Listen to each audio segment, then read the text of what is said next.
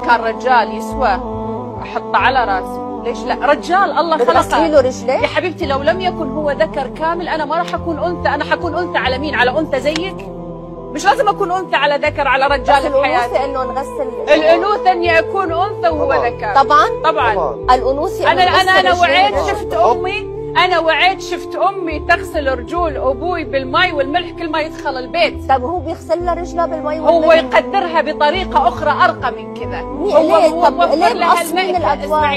هو موفر لها لا اسمعيني، هو موفر لها انها كريمه في حياتها، لا توقف وتشتغل وتوقف زي الكلبه واقفه تنطر راتب شهري، يمكن هي ولا مدير يتحكم في اعصابها. تعرفي كلامك هلا رح يقوموا عليك اخر ما هو قلنا الفكر هذا له دعم. اذا هي مساواة بمعنى مساواة بالحقوق. انا اؤمن بالمشاركه، ما في شيء اسمه مساواة. قوم يحمل لي اثقال زي المصور هذا مسكين الاودي او بي، شوفي قوم شيلي الكاميرا عنا. يلا مساواة تقدرين تشيلينها؟ لا ما بقدر. في النظام العالمي اللي احنا عايشينه اللي ابتدى في اوروبا وامريكا والتجارب انهتهم.